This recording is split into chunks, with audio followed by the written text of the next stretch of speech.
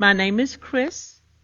The reason I decided to start a podcast is for people like me, grievers. I will be telling you my story to set the tone for the show. And this show, as I just said, is Grieving to Believing. This podcast is about grieving and believing and trying to get to that point in your life.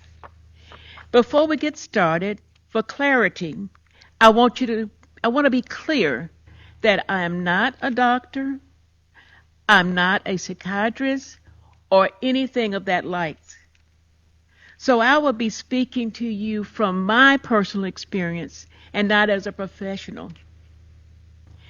I want to share my story and the story of others so we can all go from grieving to believing. Now, let me say a little something about grieving. Grieving is with your soul and your heart. It's a deep emotion and a spiritual experience of loss and sorrow. It's our internal process of acknowledging and processing pain associated with the loss of a loved one, of somebody very dear to you. It can grief can often affect your emotions, cause confusion, and you question your spiritual belief. Now, I know I did. And I sometimes still struggle with that. Believing, that's where I want to get to. Believing. First, believing is with your heart. It can be a deep personal conviction. Trust that goes beyond mere intellectual acceptance. You internalize your beliefs so thoroughly that it shapes your action, your motivation, and your overall view of life. It's rooted in your spirit. It's faith in action.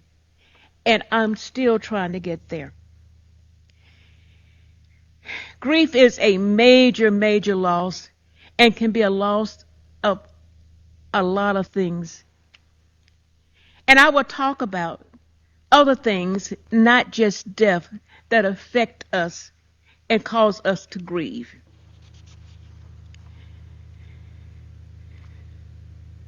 We know grief can come in a lot of forms of loss. It can be the death of a loved one or someone that's dear to us. A loss of a relationship. Your heart got broken. Separating of true friends. I mean a deep, true friend that they moved away or you lost contact with them. Loss of a job. When that income is lost, it changes a whole family dynamics. Loss of a pet. A lot of us view our pet as a part of the family and love them just like they are family. Divorce, another one. Loss of a mate. Love, honor, cherish, till death do us part. That didn't happen. Empty nesters. When you think all the children are going to be leaving home, I'm going to be here by myself, I'm going to have a great time. And when they leave, you realize it's not fun being alone and you miss them. All these different griefs are very strong because their loss is very real to each of us.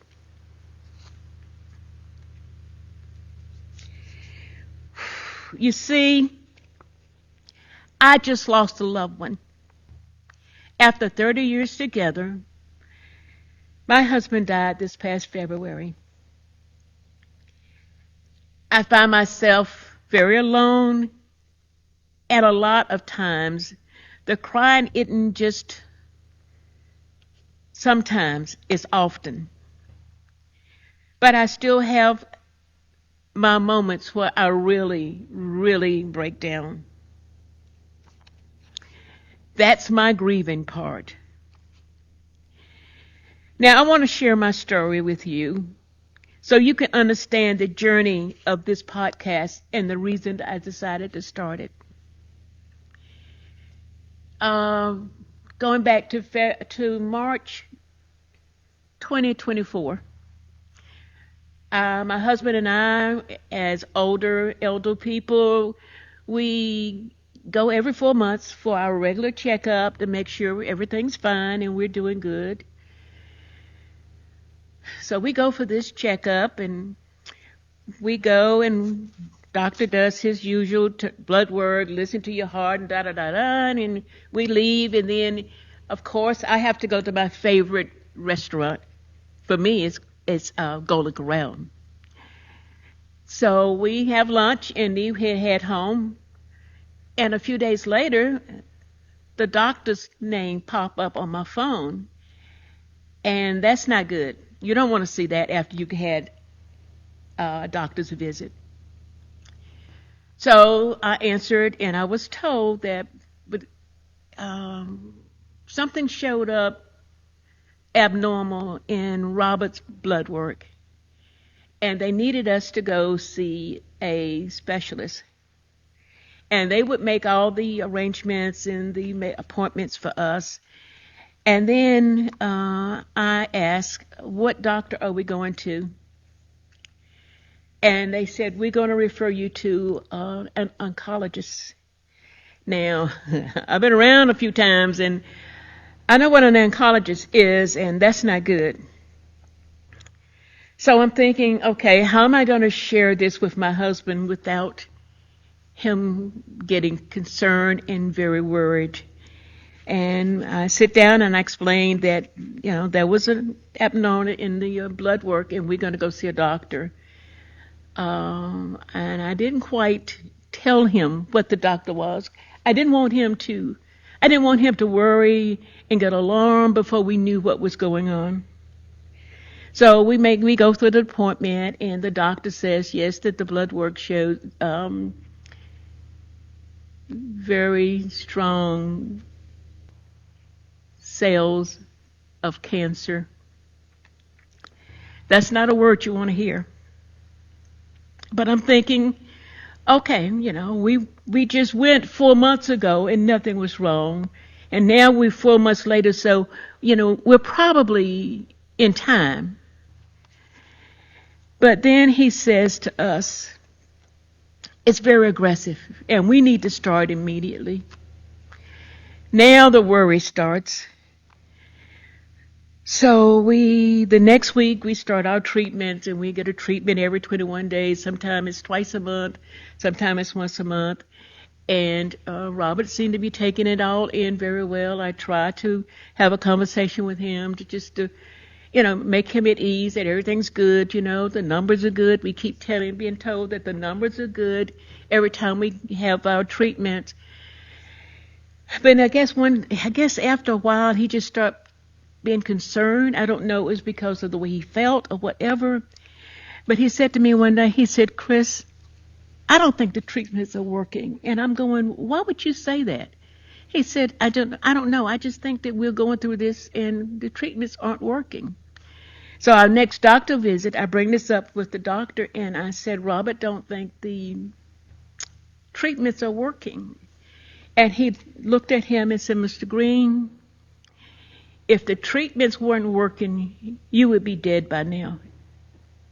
And I'm going, what in the... We've been coming here for almost 7 months, and nobody ever said this to me or said this to us.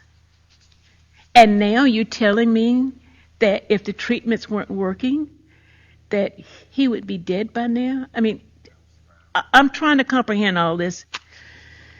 So we leave the doctor's office, and I try to get Robert to talk about this, but, he didn't want to really have a conversation. So time goes on, and we're doing the treatment. And late October, I go in the morning to get him up for breakfast. But when I walk in the room, I smell this odor, and I'm trying to figure out what it is. And when I go to try to wake him up, I realize that he has had an accident in the bed. And I finally get him awake, and I said, Robert, I said, get up. I said, you had an accident in the bed. And he says, I can't move. He says, Chris, I can't get up. So I said, okay. So my sister is there. We get him all cleaned up. I call the doctor. The doctor says, get him to the emergency room. We get him to the emergency room and find out that he has severe diarrhea. He is so dehydrated, and that's why he can't walk. So he's in a hospital for 10 days. I'm there 24/7, won't leave his side. I go home every few days to shower and come back. And he's not responding to therapy to get him to walk. So then they decide, okay, we're going to send him to rehab so he can get his strength back and start walking. So we put him in rehab. I'm there 3 or 4 times a day. And after he was there for about 4 days, I went to hold him to give him a hug, and I realized there's a knot on his back. And I'm going, what is this? So I call them and come in, and they're supposed to be bathing him every day, taking care of him every day, but nobody has noticed this knot on his back. So one thing, to be care of nursing homes, please. Anyway, I end up talking him into taking him to the emergency room, and they did that. They lanced the knot on his back and admitted him in the hospital. So he's in the hospital, and they're having to treat this wound every day, cleaning it and packing it 3 or 4 times a day because they can't close it up. It's an open wound, and they can't close it up. So I have gone home to shower and change clothes and pack some more stuff, and I get this phone call, and he says to me, this is Dr. So-and-so and so-and-so, and I just want to let you know, because of the open wound on your husband's back, he can't get his cancer treatment, and he's going to die. And I'm going, what did you just say to me? And he repeated it. And I said, you're actually calling me on the phone to tell me that my husband's going to die? I said, I can't believe this. And by this time, I am hysterical. I am screaming. I am crying. I said, we need to talk. So we set up an appointment for me to go into the hospital to meet with him the next day. In the meantime, I call my daughter up. She's here with her father because he has cancer. And I'm screaming and I'm emotional. And she said, I'll be right there. In the meantime, to make sure somebody was with me, she called my husband's niece and nephew. And they came and they stayed with me until she got there. So I didn't sleep that night because I'm wondering, what are we going to hear tomorrow? So she and I go in for the meeting, and true enough, this doctor repeats the same thing to us. Because of the open wound on your husband's back, and it's not going to heal, he cannot have his chemo treatment. He's going to die. And I'm thinking, didn't you guys know this before you went in and you opened him up? You had his file. He's at Piedmont. All our doctors at Piedmont. And this is what you're telling me? And I'm just livid. I cannot handle this. So we go in to visit Robert, and of course, I don't tell him any of this. And in a couple of days, they said we need to move him out to another rehab and try to get him mobile. We go to another rehab. They cannot get him mobile. He is still bedridden. And after being there until Medicare won't pay anymore, they tell me that we need to meet, and we're in the room, and there's about 6 people from these rehab people there, and they're telling me that my husband needs to go into hospice. Hospice is another word that I'm not a stranger to. And they're telling me that, we can put him here, we can put him there, but he needs to go into hospice. And I just politely look at them and say, no. And they're saying, what do you mean no? I mean no. If my husband is going to die, he's going to die at home with me. He's going to die at home with family. He's going to die at home with friends. He's not going to die in hospice. And they tried to tell me how hard it was going to be. I don't care. So we take him home. Best decision I ever made, because when they wheeled him in a wheelchair in his home, in his living room, he said, thank God I'm home. And I know then, no matter how hard it was going to be, no matter what I was going to have to endure, I had made the right decision. So this was December. We brought him home. And he never got better. He started declining. He got from being able to sit on the side of the bed to eat to not being able to do that. I had to feed him from the bed. He could not walk or move, so we had to take care of all his body needs. All they could do was come in, keep him, as they said, keep him comfortable. I saw him go from talking to me to not being able to speak a word. I go from knowing he was there to seeing him slip away. So on February of 2025, I lost a man that I had spent almost 30 years with. It was not a shock. I knew it was coming, but it's hard to deal with when it happens.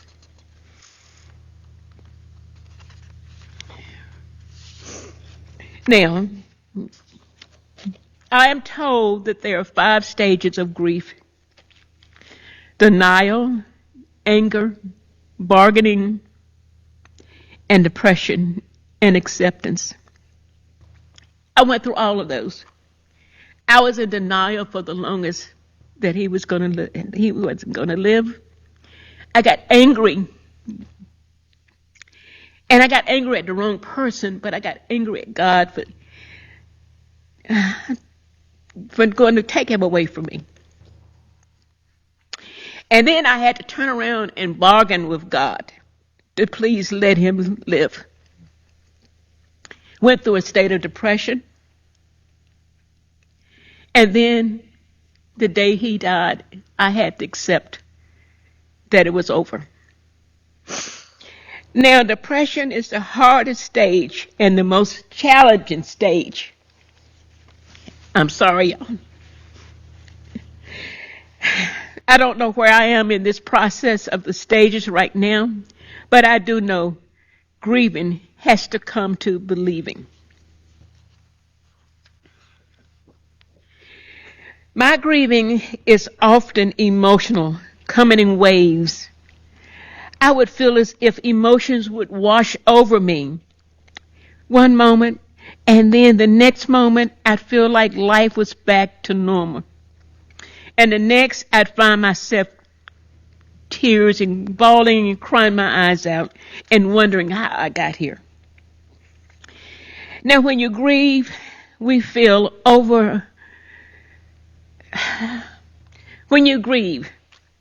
sorrow over something, especially over the ones that we lost that we love.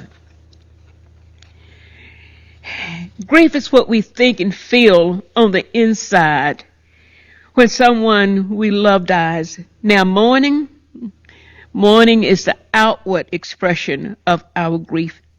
It is the expression of one's grief. I was told I experienced a different type of grief, a different type of loss. I found out that my loss is called, let me see if I can get this right, anticipatory grief. You see, I was told my husband was going to die 4 months before his death. I had grief before my husband died, and it is called pre-death grief. And I grieved him before and after his death. My heart grieved the death of my husband, and I mourned his death. Grieving is crying, and I mean a lot.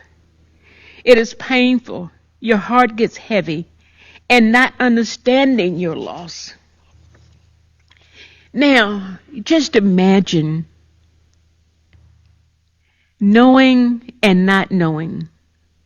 Knowing that death is going to come, but you don't know when. You don't know if it's going to be tomorrow, next week, or next month. And you live with that every day.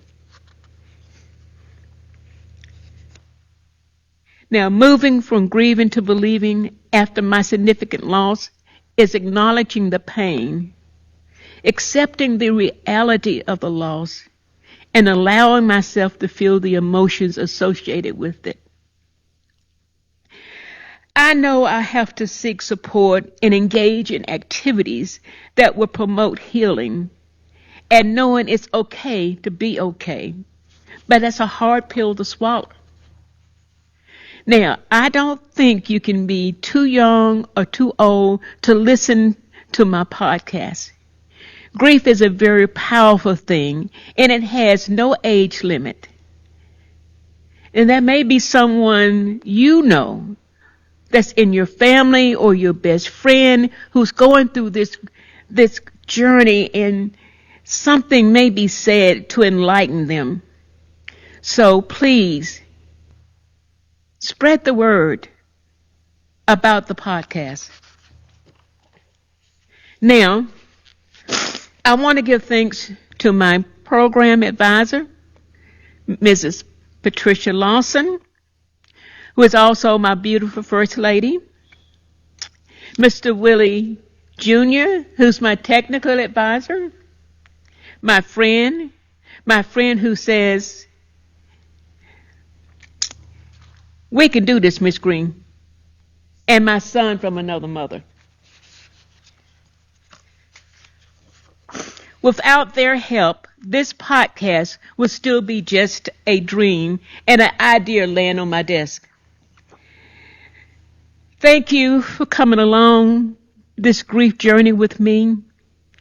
I will return in 2 weeks, and I will have another special guest, someone who is a very special person in my life.